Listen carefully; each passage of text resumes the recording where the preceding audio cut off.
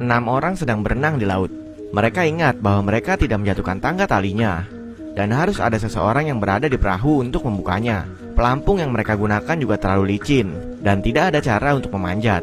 Beberapa dari mereka juga panik karena berada di lautan luas, yang kemungkinan besar bisa diserang oleh hiu, bahkan tenggelam atau kelaparan. Terlebih lagi, Putri Ami masih di atas kapal dan tidak ada yang merawatnya. Pemilik kapal pesiar pun ingin memanfaatkan pelampung renang untuk memanjat, tapi belum juga berdiri sudah terjatuh dan pelampungnya menjadi kempes.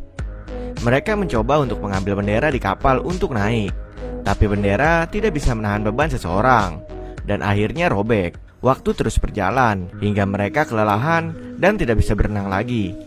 Tapi mereka tetap tidak bisa naik perahu. Kemudian mereka bertanya kepada sang pemilik perahu, apakah ada cara lain? Sang pemilik pun bilang, dia baru saja membeli perahu ini, jadi dia tidak tahu. Orang-orang mulai menyalahkan sang pemilik karena tidak hanya lupa menjatuhkan tangga terlebih dahulu, tapi juga menggoda Ami yang sangat takut air.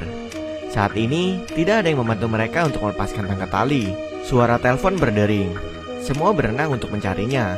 Kemudian mereka berhasil menemukan teleponnya.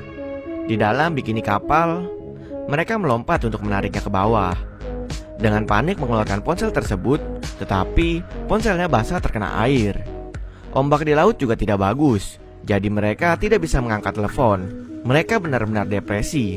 Berada di dalam air terlalu lama membuat badan mereka menjadi kram.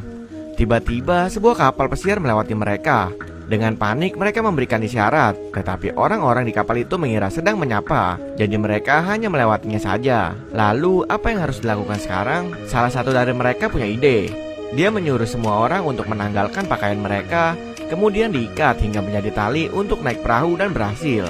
Mereka kemudian melemparkan tali ke pagar. Semua orang tersentuh, merasa akan menyingkirkan kesulitan ini. Namun saat sedikit lagi mencapai dek, sepotong pakaian tidak bisa menahan beban dan robek. Harapan sekali lagi sirna. Mereka tidak ada cara lain untuk naik ke geladak. James menggigit belati dan menyelam ke dasar kapal, mencari tahu apakah ada cara untuk membuka pintu kompartemen. Tapi bagian bawah kapal juga disegel. Tidak ada yang bisa dilakukan lagi. James tidak bisa menahan nafas lagi. Baru saja akan kembali naik, ia tidak sengaja kehilangan belatinya. Dengan cepat dia menyelam lebih dalam untuk mengambilnya. Tapi karena menahan nafas begitu lama dan panik, jadi dia tidak dapat melihat jalan ke atas, sehingga kepalanya terbentur baling-baling kapal. James menahan rasa sakit yang hebat untuk berenang ke permukaan. Namun tiba-tiba keluar darah dari telinganya. Zach melihat James dalam keadaan sekarat, langsung tergesa-gesa mengambil belati dan menggunakan seluruh kekuatannya untuk menusuk lambung kapal. Hal ini dilakukan untuk memotong perahu dengan tujuan menemukan cara untuk menuruni tangga. Pemilik perahu yang melihat lambung kapal tergores merasa patah hati. Dia menghampiri Zach untuk menghentikannya. Mereka bertengkar, berebut pisau, dan secara tidak sengaja pisau itu menikam Zach. Karena sedang mengambang di air, jadi tidak ada cara untuk menghentikan pendarahan. Zach meninggal karena kehilangan banyak darah, dan sang pemilik kapal pun sangat menyesal. Tiba-tiba mereka sadar kalau Lauren sudah pergi karena takut hiu akan tertarik pada darah. Jadi dia berenang jauh. Ironisnya, dia tidak pandai berenang.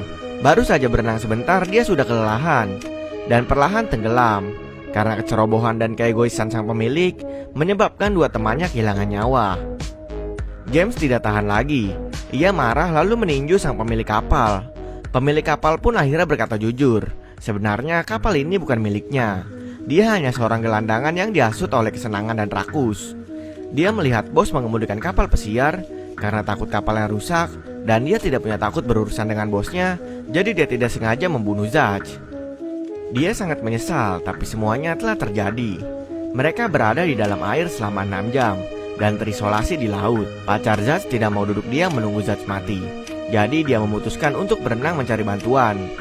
Tapi tempat ini 10 km dari pantai, dan keputusannya telah bulat. Tanpa mengetahui apakah akan hidup atau mati, malam hari badai petir akan datang. Karena James terluka dan dia tidak tahan lagi, sampai pada akhirnya James meninggal di pelukan Ami. Yang awalnya 6 orang, kini hanya tersisa berdua, Ami dan sang pemilik kapal. Badai di laut semakin mengerikan. Kedua orang itu jatuh dalam keputusasaan. Pemilik kapal melihat kacamata selam di tangannya dan memutuskan untuk memecahkannya, lalu menggunakan pecahan kaca tersebut untuk menembus celah lambung kapal. Jadi dia bisa menopang tubuhnya, lalu membiarkan Ami menaiki tubuhnya untuk naik ke kapal.